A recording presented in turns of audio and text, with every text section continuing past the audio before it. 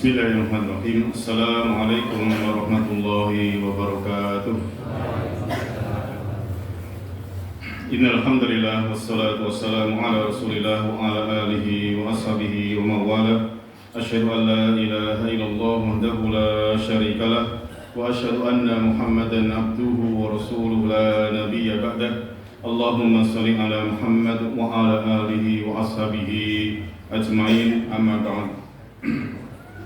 Alhamdulillah, Bapak-bapak, Ibu-ibu, jamaah pengawasan malam Rebu Masjid Darussalam yang saya hormati, rahimani wa rahimakumullah. Alhamdulillah, kita memanjatkan rasa syukur kita kehadirat Allah Subhanahu wa taala atas limpahan nikmat, berkah serta rahmatnya kita bisa menjadi orang yang beriman, menjadi orang yang berserah diri kepada Allah Subhanahu wa taala dan berupaya untuk selalu beribadah kepada Allah Subhanahu wa taala, mengingat Allah Subhanahu wa taala dalam kondisi ingat kepada Allah Subhanahu wa taala. Karena inilah kondisi manusia yang paling baik, yaitu manakala dia dalam keadaan mengingat Allah Subhanahu wa taala. Dan kita yakin sebagai orang beriman terhadap firman Allah Subhanahu wa taala di dalam surat Ar-Ra'd, surat yang ke-13 ayat ke-28, alladzina amanu wa tatma'innu qulubuhum bi dzikrillah. Ala bidzikrillahi tatma'innul qulub. Orang-orang yang beriman, orang-orang yang beriman itu alladzina amanu, orang-orang yang beriman itu hati mereka tentram. Hati mereka itu tentram dengan mengingat Allah. Ala bidzikrillahi tatmainnul qulub. Ketahuilah, hanya dengan mengingat Allah hati-hati manusia, hati-hati kita ini bisa menjadi tentram. Hanya dengan mengingat Allah, hati ini kok dados tentram. Niki orang beriman nggih. Alladzina amanu tatmainnu qulubuhum bidzikrillah. Orang-orang yang beriman itu hatinya tentram karena mengingat Allah Subhanahu wa taala. Karena berzikir kepada Allah Subhanahu wa taala. Terus kalau ada orang, wah hatiku tentram kok, mergo ngrungokke musik misalnya. Sok tentrem tenan nganti liar-liar nganti keturun. Nanti ada orang merasa hatinya tentram karena apa itu namanya? Toko broto, semedi, bahasa kerennya yoga. Dengan yoga itu hati saya tentram saya. Ya. Nanti ada orang lain, hati saya itu terasa tentram. Dengan yang lainnya, macam-macam mungkin. Dia merasa mendapatkan ketentraman hati dengan perkara-perkara itu, yang itu semua bukan dalam rangka mengingat Allah Subhanahu wa taala. Maka ketika ditanya seperti itu ada seorang sahabat Ibnu Abbas radhiyallahu anhu, beliau mengatakan bahwa setan itu tidak akan menggoda pada hati yang rusak. Setan hanya akan datang, hanya akan menggoda pada hati-hatinya orang beriman yang sehat. Artinya apa? Kalau orang merasa menemukan ketentraman dengan selain zikrullah, selain zikir pada Allah, artinya apa Pak? Wis dijarno kalih setan. Naudzubillah. Sasaran setan ya kita ini orang beriman ini, orang yang berusaha masih ingin mengingat Allah Subhanahu wa taala, orang yang masih berusaha keras untuk bisa beribadah kepada Allah Subhanahu wa taala. orang yang masih berusaha keras untuk bisa sholat 5 waktu berjamaah di masjid, orang yang masih berusaha menyempatkan membuka Al-Quran, membacanya, setan akan datang kepada mereka. Setan akan datang kepada ibu-ibu, kepada mbak-mbak yang berusaha menutup auratnya dengan baik, walaupun sumuk, pakai jilbab yang benar. Adapun ketika orang merasa nyaman dengan terbuka seperti itu, ya wis, setan tidak akan datang pada mereka. Karena apa? Ya sudah. Maka dalam hadis yang sahih dari Imam Bukhari, Rasulullah SAW bersabda, "Masalul ladzi yadhkuru rabbahu wal ladzina la yadhkuruhu kamasalil hayyi wal mayyit." Itu hadis sahih dari Imam Bukhari mengke wonten ing kitab Al-Adhkar pada kitab Riyadhus Shalihin. Permisalan orang yang mengingat Tuhannya dibandingkan dengan orang yang tidak mengingat Allah Subhanahu wa Ta'ala. Saya ulangi, permisalan orang yang selalu mengingat Tuhannya dengan orang yang tidak pernah ingat kepada Tuhannya, kamasalil hayyi wal mayyit, itu seperti orang yang hidup dengan orang yang mati. Orang yang berzikir kepada Allah Subhanahu wa Ta'ala, berzikir kepada Allah Subhanahu wa Ta'ala, dia hidup, badannya hidup, hatinya hidup. Sedangkan orang yang tidak pernah ingat kepada Allah Subhanahu wa Ta'ala, kelihatannya jasadnya hidup, tetapi hatinya mati. Rasulullah SAW sampai mengumpamakan seperti itu, seperti orang yang hidup dengan orang yang mati. Karena itu marilah kita jaga kehidupan kita menjadi kehidupan yang sebenarnya, tidak hanya jasad kita yang pergi ke sana kemari, berjalan ke sana kemari, tapi kita juga memiliki hati yang hidup, yaitu hati yang senantiasa berzikir kepada Allah Subhanahu wa Ta'ala. Bapak Ibu yang dirahmati Allah Subhanahu wa Ta'ala, zikir dalam arti umum, itu adalah ketaatan dan ibadah kepada Allah Subhanahu wa Ta'ala. Sebagaimana di dalam surat Al-Munafiqun ayat ke-9, Allah Subhanahu wa Ta'ala memperingatkan kepada kita orang-orang beriman ini jangan sampai lengah, jangan sampai lalai dari zikir kepada Allah Subhanahu wa Ta'ala. Allah berfirman, "Ya ayyuhalladzina amanu la tulhikum amwalukum wala auladukum an dzikrillah." Wahai orang-orang yang beriman, janganlah harta-harta kalian dan anak-anak kalian itu melalaikan kalian dari mengingat Allah. Yang dimaksud mengingat Allah dimiliki anto atilah wa ibadatihi. Ya, ini maknanya adalah la tashghulukum ayyuhal mu'minun. Masya Allah ini orang-orang beriman. Ini sing diperingatkan oleh Allah, jangan sampai lengah dari zikir siapa? Orang beriman. Adapun orang yang tidak beriman, ya sudah, di luar pembahasan. La tashghulukum ayyuhal mu'minun al-amwalu wal auladu an ta'atillah wa ibadati. Wahai orang-orang beriman, jangan sampai hartamu, anak-anakmu itu melalaikanmu, menyibukkanmu sampai tidak sempat taat kepada Allah, dari taat kepada Allah, dari ibadah kepada Allah. Mungkin saking hartanya banyak, dihitung nggak habis-habis, ngantek menghabiskan waktu, ngantek nggak sempat sholat misalkan. Itu hartanya menyibukkan, misalnya gitu. Ngitung sini kono. Loh, kalau orang dulu kan gitu, kunci-kunci gudangnya aja sangat berat, ngambil kuncinya diangkut beberapa orang yang kuat aja itu terasa berat sekali. Jangan sampai harta ini termasuk juga pekerjaan, bekerja boleh, tapi jangan sampai pekerjaan yang dimana kita mengharapkan bisa mendapatkan penghasilan, mendapatkan rezeki, itu sampai melalaikan dari ketaatan kepada Allah. Ya.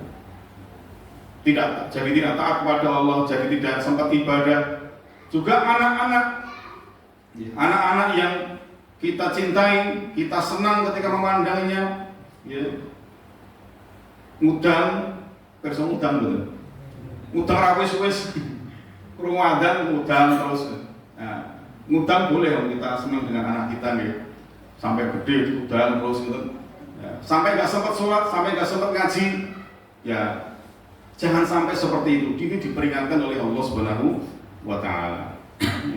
Ini adalah zikir kepada Allah secara umum, minimal ketaatan dan ibadah kepada Allah. Jadi setiap kita sholat, kita berzikir, Bapak Ibu sekalian. Setiap kita bersedekah, maka kita sedang berzikir kepada Allah Subhanahu wa Ta'ala. Setiap kita membaca Quran, kita sedang berzikir kepada Allah. Setiap kita berdoa, karena itu ibadah, kita sedang berzikir kepada Allah Subhanahu wa Ta'ala. Ketika Idul Adha kita menyembelih korban, kita sedang berzikir kepada Allah Subhanahu wa Ta'ala, karena itu adalah ibadah. Ibu-ibu ketika mau keluar rumah mengenakan kerudung, jilbab, itu ibadah, itu sedang berzikir kepada Allah Subhanahu wa Ta'ala. Ingat nih, itu ibadah. Ibadah, Masya Allah. Kalau ibu-ibu keluar pakai jilbab nggak lepas-lepas sampai 10 jam, panjenengan ibadah 10 jam. Bayangkan bapak-bapak itu ibadah pirang jam. Sholat 5 menit cukup, tapi mau meleh, Masya Allah. Ini ibadah, ketaatan kepada Allah itu adalah zikir kepada Allah Subhanahu wa Ta'ala. Wa may yaf'al dzalika fa ulaika humul khasirun. Barang siapa yang sampai berbuat seperti itu, artinya apa? Hartanya, anak-anaknya sampai melalaikannya dari zikir kepada Allah, sampai melalaikannya dari taat kepada Allah, sampai melalaikannya dari ibadah, maka mereka adalah orang-orang yang rugi. Bahkan dikatakan fa ulaika humul kamiluna fil khusran. Mereka itu adalah orang-orang yang mengalami kerugian yang sempurna. Masya Allah. Kelihatannya senang hidupnya, ngitung-ngitung harta, ngudang-ngudang anak, kelihatannya bahagia. Tapi kalau itu sampai melalaikan dari mengingat Allah, itu adalah kerugian yang sempurna. Na'udzubillahi min dzalik. Karena semua ini adalah ujian. Nanti dalam ayat yang lain dikatakan innama amwalukum wa auladukum fitnah. Sesungguhnya harta-harta kalian dan anak-anak kalian itu adalah ujian dari Allah Subhanahu wa Ta'ala. Mudah-mudahan kita semua bisa lulus dari ujian-ujian sehingga kita tetap bisa beribadah kepada Allah Subhanahu wa Ta'ala. Amin. Bapak Ibu yang dirahmati Allah Subhanahu wa Ta'ala, kaitannya pun kalian zikir, kita sebagai pembuka, zikir pada dalam arti umum itu adalah ketaatan kepada Allah, ya, ibadah kepada Allah, itu semuanya zikir. Pun itu mana zikir? Nah ini dalam kesempatan ini kok ini menawi murojaah beberapa hal berkaitan dengan zikir, zikir, bacaan zikir yang disyariatkan untuk kita amalkan. Khususnya sore ini kita ambilkan beberapa hal yang berkaitan dengan bacaan zikir yang berkaitan dengan sholat. Apakah itu di dalam sholat ataupun setelah sholat. Nah ini termasuk zikir-zikir yang muqayyad, yang terikat dengan waktu tertentu. Nanti ada zikir yang sifatnya mutlak, sebagaimana firman Allah Subhanahu wa Ta'ala, ya ayyuhalladzina amanu dzkurullaha dzikran katsira. Wahai orang-orang beriman, berzikirlah kepada Allah dengan zikir yang banyak, wasabbihuhu bukratan wa asila, dan bertasbihlah kepadanya di waktu pagi dan sore.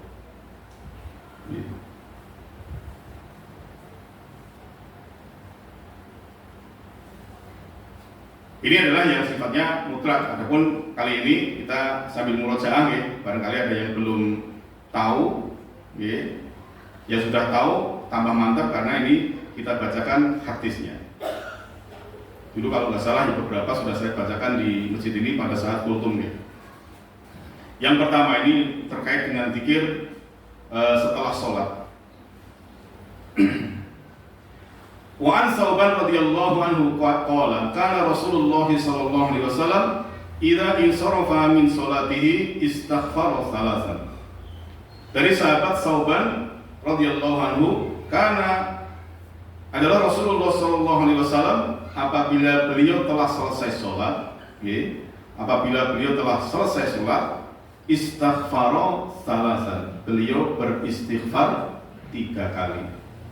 Waqala, kemudian beliau berkata atau berdoa, Allahumma antas salam wa minkas salam tabarakta ya dzal jalali wal ikram. Kenapa ibu nggih? Nggih. Allahumma antas salam wa minkas salam tabarakta ya dzal jalali wal ikram.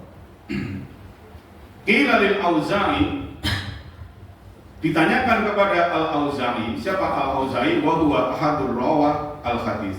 Beliau adalah salah satu rawi hadis ini. Kaifa al-istighfar?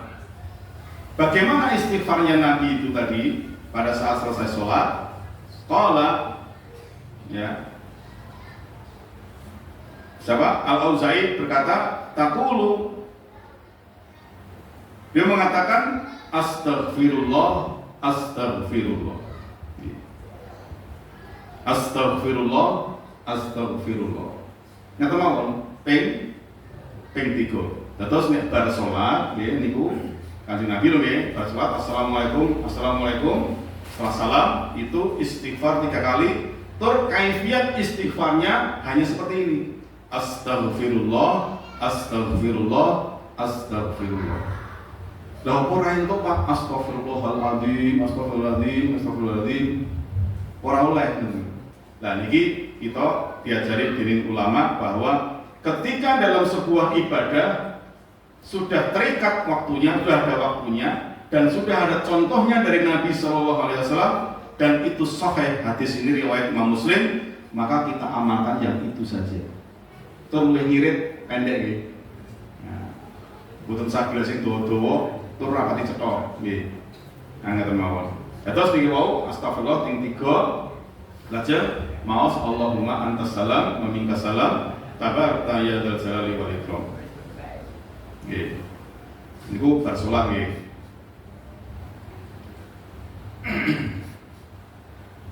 Berikutnya wa anil Mughirah bin Syu'bah, wa anil Mughirah bin Syu'bah radhiyallahu anhu, dari sahabat yang bernama Al-Mughirah bin Syu'bah, masih zikir setelah sholat.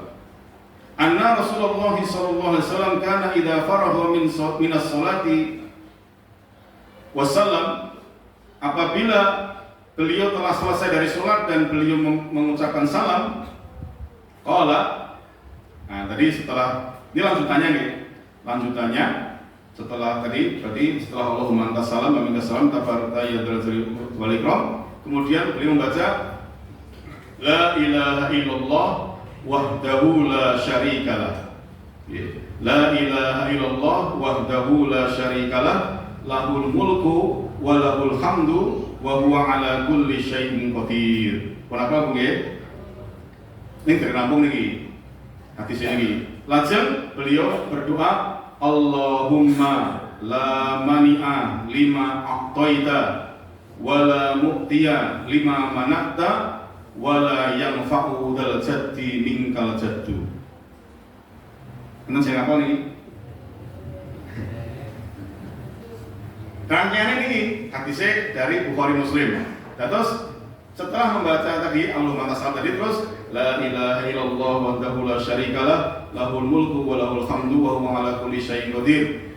Allahumma la mani'a lima a'taita wa la mu'tiya lima mana'ta wala yanfa'u dzal jaddi minkal jaddu. Artinya apa niki?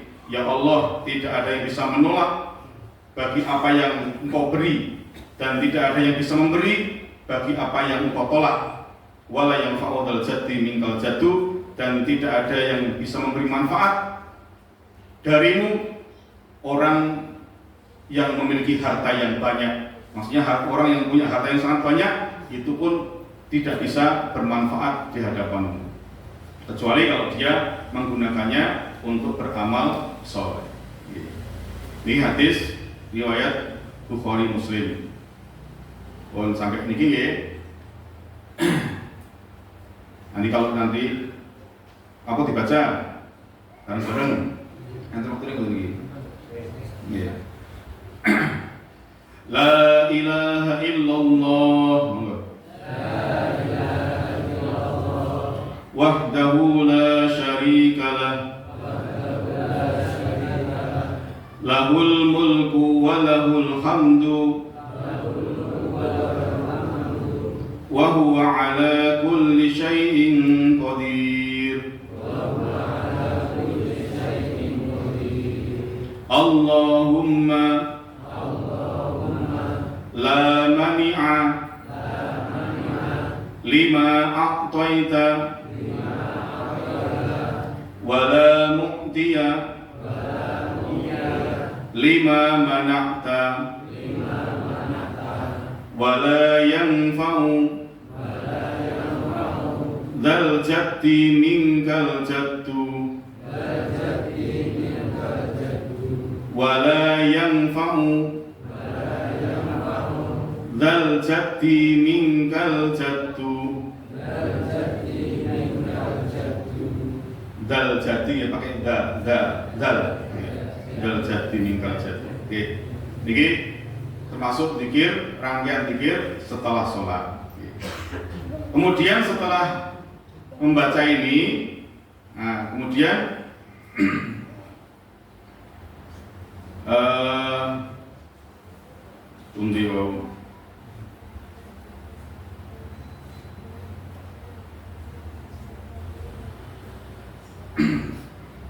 dilanjutkan dengan bacaan zikir yang terkenal ya, kita semua tahu. Ini kok hadis saking Abu Hurairah radhiyallahu anhu dari Rasulullah sallallahu alaihi wasallam.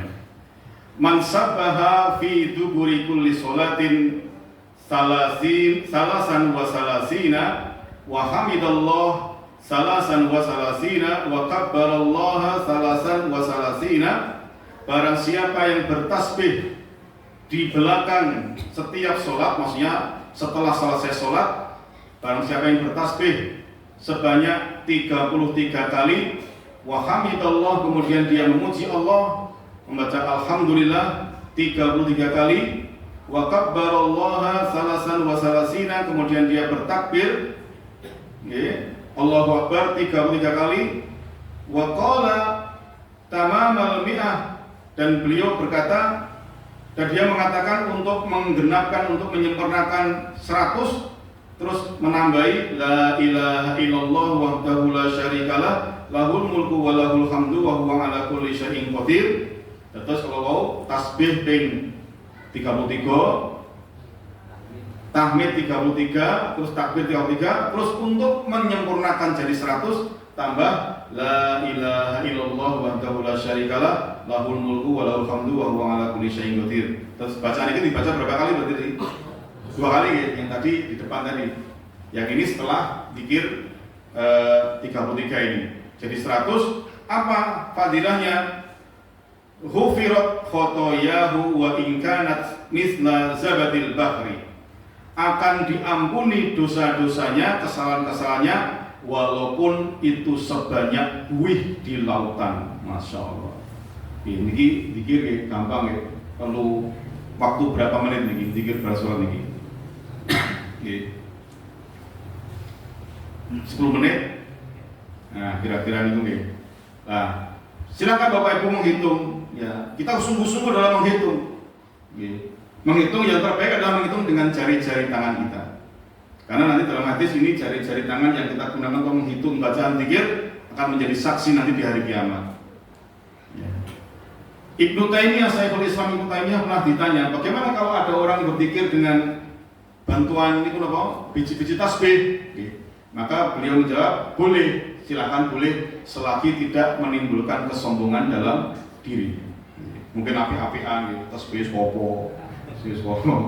Nah, selagi tidak ada masalah itu ya silakan kalau untuk bantuan. Tapi yang terbaik adalah dengan jari-jari tangan kita. Karena ini nanti akan jadi saksi di hari kiamat. Kemudian Bapak Ibu sekalian yang dirahmati Allah Subhanahu wa taala, ini ada satu kisah yang cukup menarik ternyata kalau tadi dalam hadis tadi fadilah dzikir 33 tadi itu adalah akan diampuni dosa-dosanya walaupun sebanyak buih di lautan. Ada satu kisah dari Abu Hurairah radhiyallahu anhu, anna fuqara al-muhajirina atau Rasulullah sallallahu alaihi wasallam faqalu. Orang-orang miskin dari kalangan muhajirin. Orang muhajirin itu tiang pundi? Nah, tiang Mekah yang hijrah ke Madinah. Nah, mereka itu banyak yang miskin, banyak yang fakir. Kenapa? Kenapa kok fakir miskin? Karena hartanya ditinggal di sana di Mekah. Mungkin dia dulunya orang kaya, tapi ketika dia hijrah ya dia nggak bawa, ya mobilnya nggak dibawa, ya dia bawa yang apa dia bisa bawa aja, sehingga banyak yang miskin. Nah, orang-orang ini datang kepada Nabi Sallallahu Alaihi Wasallam, soal kepada Rasulullah, lalu berkata, "Dhahaba ahlu dusuri bidarajatil ula." Orang-orang yang punya harta, ahlu dusur, ad-dusur itu maknanya adalah al-malul kasir, harta yang banyak. Orang-orang kaya, ya Rasulullah, itu telah pergi meninggalkan kami. Mereka telah mencapai derajat yang tinggi. Wan na'imil mukim, dan mereka telah mendapatkan kenikmatan yang tetap. Masya Allah. Mereka hidupnya berkecukupan, juga agamanya bagus. Yusalluna kama nusolli, mereka sholat, kami juga sholat. Wa yasumuna kama nasumu, mereka puasa, kami juga puasa. Sama-sama puasa. Tapi apa? Walahum fattun min amwalin, dan mereka punya kelebihan di harta mereka. Mereka punya kelebihan berupa harta yang diberikan oleh Allah kepada mereka. Sehingga apa? Yahujuna, mereka bisa berhaji, mereka bisa menunaikan ibadah haji. Wa ya'tamiruna, mereka bisa umroh. Ternyata pada waktu itu walaupun orang Arab juga kalau mau umroh juga mahal. Soalnya dari Madinah ke Mekah juga 450 kilo, naik onta berapa hari, juga perlu duit yang banyak. Wa yujahiduna, dan mereka bisa berjihad. Wa yatasaddaquna, dan mereka bisa bersedekah. Sedangkan kami tidak bisa karena nggak punya duit. Terus apa kata Rasulullah? Faqala ala u'allimukum syai'an, maukah aku ajarkan kepada kalian sesuatu? Tudrikuna bihi man sabaqakum, kalian akan bisa menyamai orang yang tadi di depan kalian. Wa tasbiquna bihi man ba'dakum, dan kalian bisa mendahului orang yang di belakang kalian. Artinya bisa mengejar gitu ya. Wala yakunu ahadun afdhala minkum illa man sana'a mithla ma sana'tum, dan tidak ada seorang pun yang akan bisa lebih utama dari kalian kecuali orang yang mengamalkan apa yang kalian amalkan itu. Ya. Tentu mereka senang. Bala ya Rasulullah, baik wahai Rasulullah, kami mau diajari itu.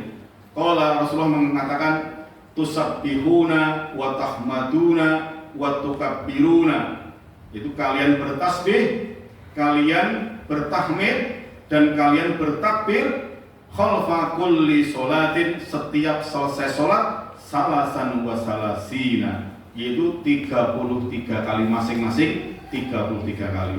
Apa tadi? Takbir, tahmid, tasbih, tahmid, takbir, masing-masing 33 kali. Amalan itu bagi orang yang fakir, miskin, itu nanti dia akan mendapatkan, akan menyamai derajatnya orang-orang yang kaya tadi, yang mereka bisa beramal dengan hartanya. Kecuali apa? Man sona'a mislama sona'tum, kecuali orang yang memang mengamalkan seperti amal kalian.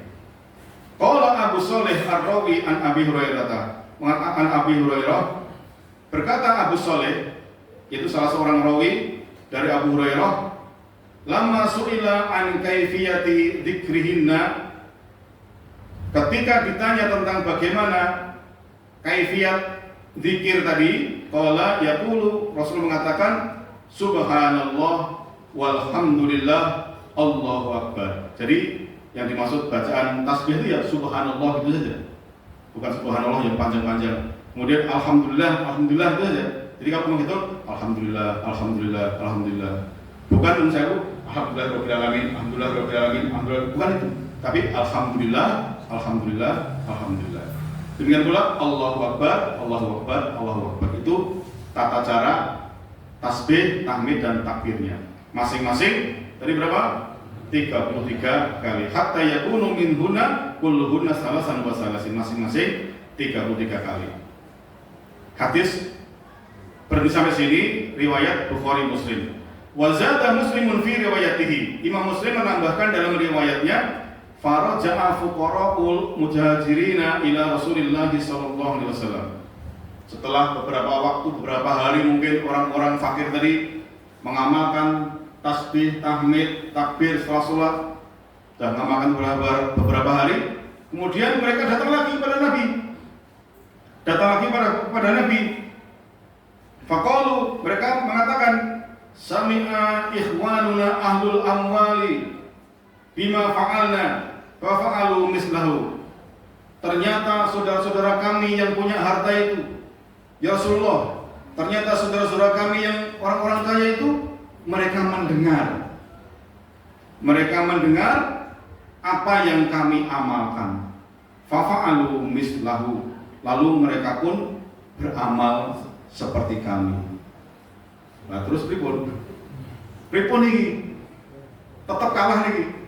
Faqala Rasulullah SAW, maka Rasulullah SAW bersabda, dzalika fadlullahi yu'tihi man yasha.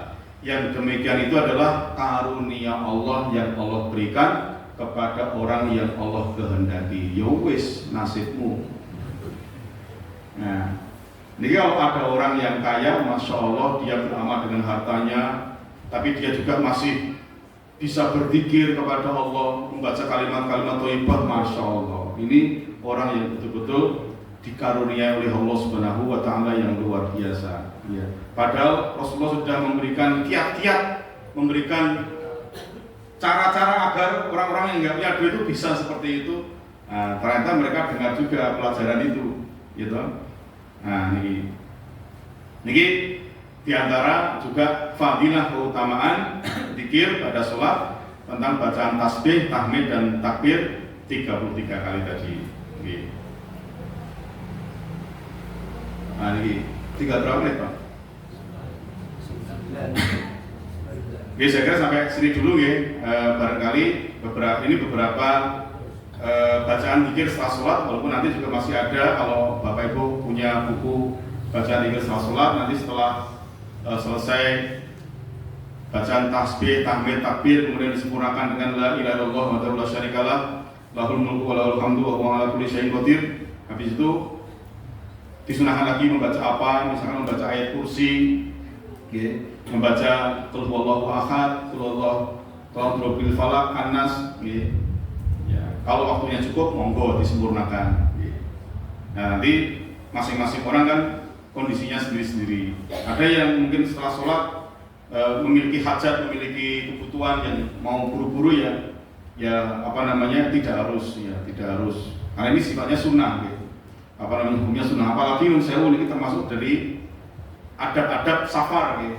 Kalau Bapak Ibu sholat dalam perjalanan, mampir masjid, mampir musola yang kecil, musolanya kecil, gitu, gitu. Saya ngantri banyak. Ada mobil, bis pada berhenti, pada juga mau sholat. Kita sholat duhur, terus jamaah asar, terus baru itu dikir suwi. Orang pindah-pindah, sopai mami, orang belum ada mungkur-mungkur. Dan ini namanya tidak peka. Ini masjid antri, dan kondisi seperti itu kan kondisi yang tidak normal ya. Boleh kita mungkin dikirnya sambil berjalan, boleh. Tidak harus di tempat itu. Tapi kalau masjidnya longgar, tidak ada kesibukan, tidak ada acara, kita boleh sempurnakan zikir setelah sholat ini. Ada yang ditanyakan?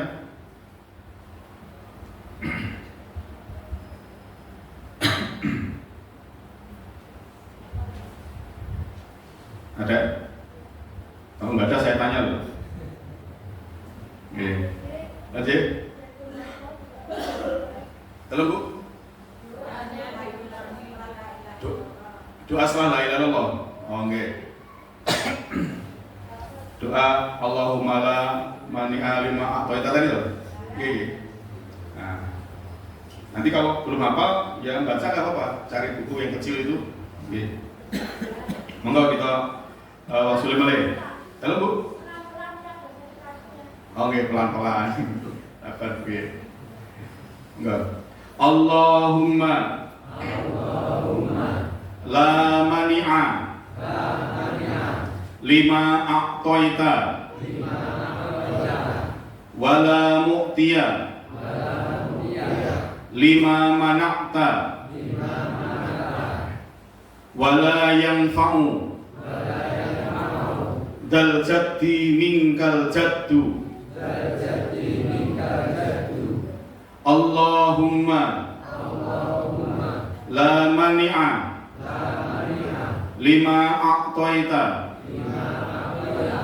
wala mu'tiya lima mana'ta wala yanfa'u dal jaddi minkal jaddu. Coba Ibu lanjut. Enggak. Betul apa? Coba sakit-sakitipun enggak? Ikan banter Bu. Monggo tirukan saya. Allahumma, Ibu tak tucok. La mani'a lima a'taita wala mu'tiya lima mana'ta wala yanfa'u dal jaddi bingkal jaddu. Ya, alhamdulillah. Mau coba? Saya kasih hadiah. Saya setuju. Nah, oke. Bapak ada yang hafal? Atau mas? Atau ini sama mas? Apa enggak? Ayo banter. Ayo mas. Allahumma ayo.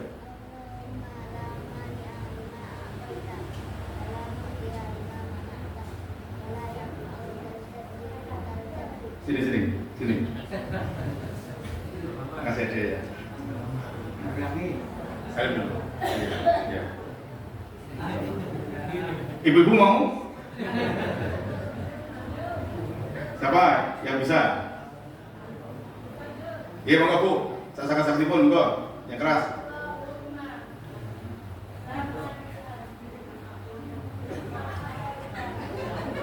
Lima a'taita wala mu'tiya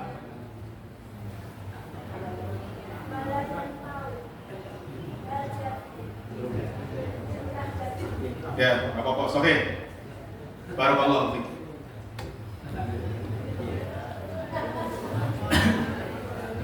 Ya. Dengan kurir mawon. Kurir foto saya. Oke, mungkin barokah. Ini kalau Bapak Ibu diantara zikir yang Masya Allah ringan, setiap kita sholat sempatkan 5 menit, 10 menit, okay. Maka insya Allah dengan diulang-ulang kita akan mudah hafal. Dengan sungguh-sungguh insya Allah kita akan mudah hafalnya. Perlu ketika kita setiap kali sholat kantongi buku kecil itu nanti habis itu dibaca kalau belum hafal. Ya. Tadi fadilahnya Masya Allah, Allah akan hapuskan dosa-dosa kita, ya. Walaupun sebanyak buih di laut, nggak bisa yang ya ada yang bisa mengukur ya betapa banyak buih di laut. Kemudian akan dapat keutamaan-keutamaan yang lainnya. Sampai sini Bapak-Ibu sekalian yang kita pelajari, mudah-mudahan apa yang kita pelajari pada sore hari ini bisa mendatangkan ilmu yang bermanfaat, kita bisa amalkan. Mari kita jaga ketaatan kita kepada Allah Subhanahu wa taala.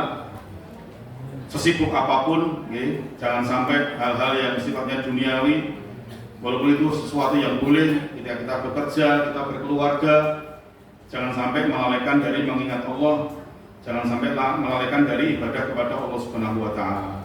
Kemudian juga kita biasakan membaca kalimat-kalimat thayyibah setiap saat, ya, setelah sholat ataupun setiap saat yang sifatnya mutlak, sambil jalan, sambil Masya Allah, ya. Karena kita tidak tahu apa yang akan terjadi. Seperti kemarin Masya Allah di Bandung ini, Bandung atau Jakarta, di tol ini, siapa yang padahal katanya itu kondisi jalan pelan-pelan, itu semua mobil pelan-pelan karena jalannya ada penyempitan. Kita nggak tahu ternyata dari belakang ada truk besar remblong menggilas sekian belas mobil. Ya, kita nggak ada yang tahu. Ya. Nah, karena kita yang tahu, kita jaga zikir kita kepada Allah Subhanahu wa Ta'ala. Mudah-mudahan waktu kita barokah, umur kita barokah. Amin ya rabbal alamin. Demikian pengajian kita sore hari ini. Mudah-mudahan bermanfaat. Banyak salah dan khilaf saya mohon dimaafkan. Aku qouli hadza astaghfirullah wa lakum. Kita akhiri subhanakallahumma wa bihamdika asyhadu an la ilaha illa anta astaghfiruka wa atubu ilaik. Wassalamualaikum warahmatullahi wabarakatuh.